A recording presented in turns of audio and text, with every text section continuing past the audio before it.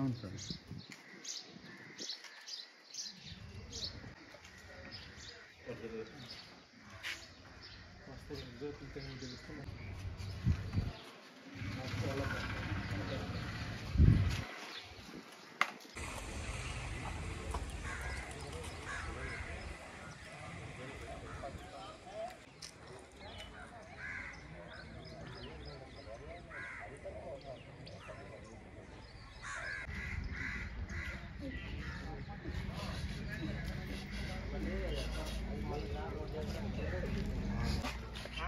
Light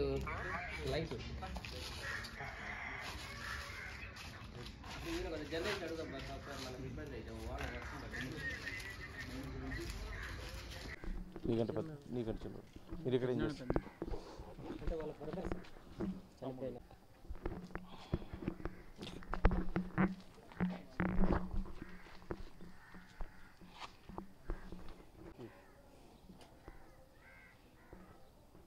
పుట్టిన ప్రతి మనిషి దేశ సేవ చేసేందుకోసం ఎప్పుడూ ముందు ఉంటారు. అది దేశం కోసం మరణం పొందడం కూడా ఒక అదృష్టంగా భావిస్తారు. మొట్టమొదటి నుంచి కూడా ప్రకాశం జిల్లా పశ్చిమ ప్రాంతంలో ఆర్మీలో ఎక్కువ మంది సేవలు అందిస్తున్న ఈ క్రమంలో కూడా మరోసారి ఇదే ప్రకాశం జిల్లా పశ్చిమ ప్రాంతానికి చెందినటువంటి సుబేదార్ ముత్తుమూల రామకృష్ణారెడ్డి దేశం కోసం వీరమరణం పొందడం కూడా జరిగింది. సరిహద్దుల్లో కాశ్మీర్ ప్రాంతంలో ఆర్మీ రిహార్సల్స్లో భాగంగా కూడా 2 రోజుల క్రితం జరిగిన ఒక ప్రమాదంలో అతను మృత్యువాత పడటం దేశంలో అదేవిధంగా కుటుంబాన్ని కూడా కలిసివేసే పరిస్థితి ఉంది. ఇప్పుడు మనం వారి స్వగ్రామమైన గిద్దలూరుకి దగ్గరలో ఉన్నటువంటి కాలువపల్లి దగ్గర ఉన్నాము. వారి కుటుంబం సభ్యులు కూడా ఇక్కడ ఉన్నారు, వారి మాట్లాడి తెలుసుకుందాం. సార్ చెప్పండి, మొదటగా ఆర్టీవీ తరఫున మీ కుటుంబ సభ్యులకి ప్రగాఢ సానుభూతిని తెలియజేస్తున్నాం. మీ నాన్నగారు సుబేదార్ ముత్తుమూల రామకృష్ణారెడ్డి వీరమరణం పొందడం, అసలు ఆ వార్త ఎలా తెలిసింది, అసలు ఏమై ఉందని మీకు ఆర్మీ అధికారులు చెప్పడం జరిగింది?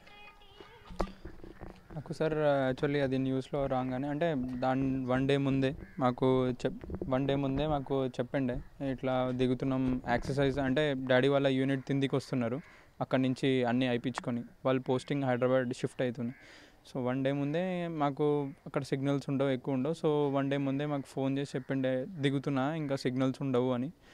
సో మేము ఎక్స్పెక్ట్ చేసిండే ఆ రోజు ఫోన్ రాలే. సో మేము అనుకున్నాం దిగుతున్నారులే అని. కానీ నెక్స్ట్ డే మేము న్యూస్లో చూస్తున్నప్పుడు మార్నింగ్ జస్ట్ నార్మల్ చూస్తే ఇట్లా normal televisions like Indian today దాంట్లో మనకి ఒక జేసీఓ మళ్ళీ ఇట్లా ట్యాంక్స్ అనగానే ఎక్కువగా మా డాడీ చెప్తూ ఉంటాడు మాకు, మేము T-72 ఇట్లా మేము క్యారీ చేస్తున్నాం ఇప్పుడు యూజ్ చేసేది ఇన్ఫర్మేషన్. అట్లా మాకు అట్లా పాయింట్ ఆఫ్ డౌట్ రేజ్ అయింది. ఎందుకంటే వన్ డే నుంచి ఫోన్ చేయలేదు. ఏదైనా మాకు చేయకపోయినా డాడీ ఖచ్చితంగా మమ్మీకి ఫోన్ చేస్తాడు, చెప్తాడు స్టేటస్ ఏంది ఏందని. సో మా డౌట్ రేజ్ అవ్వడం వల్ల మళ్ళీ మేము ఏంటి డెప్త్కి వెళ్ళి కనుక్కొని మా డాడీ వాళ్ళ యూనిట్ వాళ్ళ సపోర్ట్ ఉన్నది మాకు, మా 52 ఆర్మర్ రెజిమెంట్ డాడీది, వాళ్ళకి ఫోన్ చేస్తే వాళ్ళు మాకు సపోర్ట్ చేసి ఇన్ఫర్మేషన్ చెప్పడం, తెలుసుకోవడం, అక్కడి నుంచి సర్చ్ అండ్ రెస్క్యూ చేసి చెప్పడం జరిగింది. ఇట్లాకి మా 50 ఆర్మర్ రెజిమెంట్ డాడీ వాళ్ళ ట్యాంక్ ఎక్సర్సైజ్ చేస్తుండగా రివర్ టు రివర్ క్రాస్ అవుతున్నారు ఎక్సర్సైజ్ చేసేటప్పుడు, అది నైట్ టైం. సో ఆ టైం అప్పుడు 4 ట్యాంక్స్ డాడీ వాళ్ళ బ్యాచ్ మొత్తం వెళ్తున్నది, కానీ డాడీ వాళ్ళది లాస్ట్ ట్యాంక్ ఉన్నది. ఆ ట్యాంక్లో సాయిల్ గ్రౌండ్ కూడా కొద్దిగా మడ్డీగా ఉండే. సో అరౌండ్ కొద్దిగా దూరం ట్రావెల్ అయిపోయిన తర్వాత ఆ మడ్డీలో కొద్దిగా స్ట్రక్ అయింది ట్యాంక్. ఆ స్ట్రక్ అయిపోయిన తర్వాత వాటర్ ఫ్లో ఎక్కువ అయిపోయింది, కరెంట్ ఎక్కువైంది వాటర్లో. సో అక్కడి నుంచి ట్యాంక్ ఇంకా ముందుకు వెళ్ళలేకపోయింది, ఇంకా డెప్త్లోకి వెళ్ళి ఇరుక్కపోయింది. సో అలాగా అది ట్యాంక్లో ఉండడం ప్లస్ ఆ టెంపరేచర్ కూడా మనం తట్టుకోలేం, ఎక్కువగా కూలింగ్ టెంపరేచర్స్ ఉంటాయి అక్కడ. సో ఆక్సిజన్ లెవెల్ తక్కువ ఉంటుంది. అది జస్ట్ మనం బయటికి వచ్చి అంటే మన బాడీ టెంపరేచర్ కంటే, నార్మల్ బాడీ టెంపరేచర్ కంటే క్లోత్స్ లేకుండా ఏమైనా ఉంటే జస్ట్ వాటర్ టచ్ చేసినా హైపోథెర్మియా వస్తుంది, మనకి ఫ్రీజ్ అయిపోతాం. సో ఆ టెంపరేచర్స్లో ఇంకా ఎస్కేప్ అవ్వడానికి కూడా వాళ్ళకి లేదు, వాటర్లో ఇరుక్కపోయిండే. ఇంకా అట్లా మార్నింగ్ సర్చ్ అండ్ రెస్క్యూ జరిగింది, ఆర్మీ నుంచి సపోర్ట్ వచ్చి ఇట్లా ఇంకా తర్వాత ఆర్మీ నుంచి చెప్పిండే ఇంకా సర్చ్ అండ్ రెస్క్యూ చేశారు, ట్రై చేశారు, బట్ లేదు డాడీ.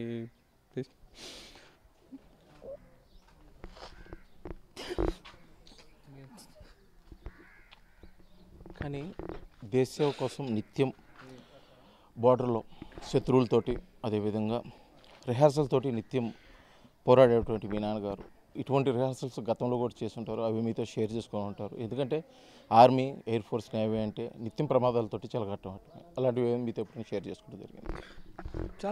చాలాసార్లు ఎక్సర్సైజ్కి వెళ్ళారు, రాజస్థాన్కి వెళ్తారు. ఇప్పుడు ఫస్ట్ ఇక్కడనే లేదు లదాఖ్ వెళ్ళేటప్పుడు కూడా ఇట్లనే వెళ్ళారనమాట. రూట్ సేమ్ ట్యాంక్స్ తీసుకొనే వెళ్ళారు. మళ్ళీ దీని ముందు కూడా ఒక సెట్ ఆఫ్ ట్యాంక్స్ని దింపారు, అంటే కిందికి తెచ్చారు. ఒక సెట్ ఆఫ్ పేర్ ఆఫ్ ట్యాంక్స్ని కొన్ని బ్యాచెస్ వైజ్ తెస్తారు పైకి వెళ్ళిన తర్వాత. ఆ సెట్ ఆఫ్ ట్యాంక్స్ని కూడా దించి మళ్ళీ పైకి వెళ్ళారు ఇంకో సెట్ ఆఫ్ ట్యాంక్స్ తీసుకుందామని. సో దాంట్లో ఎక్స్పీరియన్స్ ఫ్యాక్టర్స్ చాలా ఉండే డాడీకి. ఎప్పటి నుంచో ఇది కాదు, మా డాడీ మాకు ఎప్పుడు ఊహో దగ్గర నుంచి ఉందో మా డాడీకి ఉన్న దగ్గర మొత్తం అన్నీ. మా డాడీ రోల్ కూడా ఎక్కువ ఆర్మీలో ఉంది, ఓన్లీ ట్యాంక్స్ దగ్గరనే ఉండేది. ఎప్పుడు మా డాడీ మేము వెళ్ళి కూడా చూసేవాళ్ళం, మాకు కూడా చూపించేవాడు ఎప్పుడైనా ఫ్రీ ఉన్నప్పుడు ట్యాంక్స్ ఎట్లుంటాయి ఏంది మేము కూడా. సో మొత్తం ఆర్మీలో ఉన్న మేజర్ రోల్ డాడీది మొత్తం ట్యాంక్స్ దగ్గరే చేసిండే, అంత మొత్తం ట్యాంక్ ఆపరేటింగ్ అంతా ఇవన్నీ. ఓకే, అంత ప్రమాదాలు ఉంటాయని తెలిసి కూడా మూడో తరంగా అంటే మీ తాతగారు ఆర్మీ సేవలు అందించారు, మీ నాన్నగారు సేవలు అందిస్తున్నారు. మూడో తరంగా మీరు మర్చెంట్ నేవీకి కూడా మిమ్మల్ని ప్రోత్సహించాడు మీ నాన్నగారు అని చెప్పేస్తుంటారు, అది నిజమే? అవును, నాకు మా ఫాదరే రోల్ మోడల్. ఇప్పుడు ఏది జరిగినా ఇప్పుడు మనం యాన్సిస్టర్స్ ఏం చేస్తున్నారో మన దేశం కోసం మనం పోరాడాలి, చెయ్యాలి. మనం ఎవరో ఏదో చేస్తున్నామని కాదు, మన దేశం కోసం మనం ఎవరైనా మన ఫ్యామిలీ నుంచి ఎవరైనా ఉన్నా మనకే కదా గర్వం. సో అట్లా మా ఫాదరే మాకు రోల్ మోడల్. అందుకే నేను కూడా మచ్చ నేవీ మేము కూడా ట్రై చేసిండే ఇట్లా ఆర్మీకి అని, కానీ మచ్చ నేవీలో నేను సెలెక్ట్ అయ్యిండే, మచ్చ నేవీ చూస్ చేసుకునే కెరియర్ పాత్. కుటుంబ సభ్యులు అనేటువంటి వాళ్ళు రామకృష్ణారెడ్డి చిన్న కుమారుడు కూడా ఉన్నారు, వారిని పలకరించే ప్రయత్నం అయితే చేద్దాం. చెప్పిన బ్రదర్, జరిగిన సంఘటన అయితే దురదృష్టకరం, కానీ ఇటువంటి పరిస్థితుల్లో అంటే మీ నాన్నగారు వార్త తెలిసిన వెంబటే మీరు ఎవరిని అప్రోచ్ చేయరు, ఇక్కడ ఏర్పాట్లు కానీ అసలు ఎటువంటి కార్యక్రమాలతో ముందుకెళ్ళదలుచుకున్నారు? అసలు మీరు కుటుంబ పరిస్థితి ఎలా ఉంది? ఫస్ట్ తెలిసగానే మేము ముందు కనుక్కున్నాం అక్కడ యూనిట్ వాళ్ళకి ఫోన్ చేసి.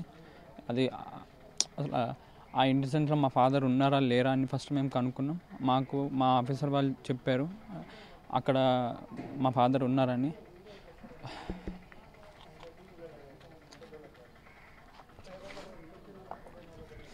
నేను మాట్లాడలేకపోతే ఇది ఇప్పుడు వాళ్ళు సోదరుడైనటువంటి వాళ్ళ అన్నగారు కూడా ఇక్కడ ఉన్నారు. వారు గత 2 రోజుల నుంచి కూడా వారి కుటుంబ సభ్యులు పూర్తిగా విషాదంలో నెలకొంది. అప్పుడు వారి కుటుంబ సభ్యులు అనేటువంటి పెద్దవాడేటువంటి అతను వాళ్ళ తమ్ముడు రామకృష్ణారెడ్డితో ఎటువంటి అవినాభావ సంబంధం ఉందో తెలుసుకునే ప్రయత్నించారు. చెప్పండి, మీ బ్రదర్ అంటే మొదటి నుంచి కూడా ఆర్మీలో ఉన్నారు, మీ నాన్నగారు ఆర్మీలో ఉన్నారు, మీరు ఇక్కడ ఊర్లోనే ఉండి పొలం అవి చూసుకుంటున్నారు. ఎలా ఉండేది మీ బ్రదర్ తోటి సంబంధాలు? మేము ఇద్దరం పూర్తి రిలేటివ్ ఎవరు ఉండరు, అలా ఉంటారు. బాగానే ఉన్నాం కలిసిమెలిసి ఇప్పటికి కూడా. ఇద్దరు మా ఫ్యామిలీ వాళ్ళ అక్క చెల్లెల్ని ఇద్దరిని చేసుకున్నాం మేము.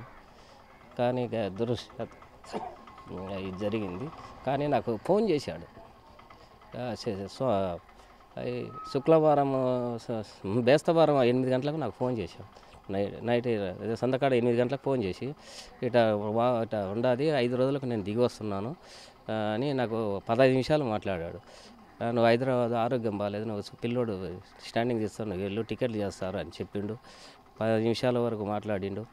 ప్లస్ కన్స్ట్రక్షన్ జరుగుతుంటే ఆయనతో వాయిస్ మెసేజ్ 3 సార్లు పెట్టిండు మాట్లాడు అని. నువ్వు వెళ్ళు అని చెప్పిండు. నాకు ఒకటి చెప్పాడు, ఈరోజు వాగు ఉండదు, ఆ వాగు దాటిన తర్వాత ఇంకా 5 రోజులు ఉంది అన్న వస్తా హైదరాబాద్ అని చెప్పాడు. నువ్వు వెళ్ళు హైదరాబాద్ అన్నాడు. ఇంకా నాకు అదే చేసింది. తర్వాత ఉదయం 9 గంటలకు నేను దీంట్లో చూస్తే ఒక సంఘటన, ఒక మనిషి అయిపోన్నాడు ఇట్లా లేదని లదాఖ్లో అన్నారకే వచ్చే శుక్రవారం సాయంత్రం ఉదయం ఇప్పుడు నాకు నాకు చెప్పిండు కదా అని నేను డైవ్ అయిపోయినా. వచ్చిన తర్వాత నుండి మా పిల్లలకు ఫోన్ చేద్దాం అనుకున్నా, నాకు ఏందో అది జరిగింది. నాకు మా పిల్లని చేసేసరికి చెప్పేశాడు మా డాడీ అని జరిగింది. ఇంకా నాకైతే ఇది మొత్తానికి కాలువపల్లిలోని ఇప్పుడున్న పరిస్థితి.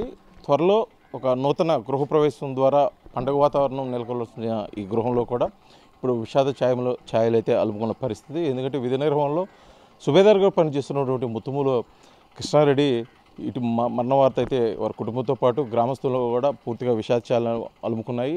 గ్రామస్తులతో పాటు వారి బంధువులు స్నేహితులు కూడా జరిగిన సంఘటన అయితే జీర్ణించుకోలేని పరిస్థితుల్లో కుటుంబం అయితే పూర్తిగా బాధలో ఉన్నది. వారి కుటుంబాన్ని ఓదార్చేందుకు కోసం కూడా అయితే ప్రయత్నం చేస్తున్న పరిస్థితి. ఈ సుబేదార్ ముత్తుముల కృష్ణారెడ్డి పార్థివ దేహం ఈరోజు సాయంత్రానికి అంటే చీకటపడే సమయానికి స్వగ్రామం చేరుకుంటున్న ఈ నేపథ్యంలో ఇక్కడ అధికారికంగా లాంఛనాలతోటి ఆర్మీ లాంఛనాలతోటి అదేవిధంగా ఏదైతే ఫార్మాలిటీస్ ఉన్నాయో ఆ ఫార్మాలిటీస్ ప్రకారం కూడా అంత్యక్రియలు జరిగేందుకోసం కూడా ఇక్కడ ఏర్పాట్లు అయితే చేస్తున్న పరిస్థితి అయితే ఉంది. వీడియో జర్నలిస్ట్ లక్ష్మితో శ్రీనివాస్, RTV, గిద్దలూరు, ప్రకాశం జిల్లా.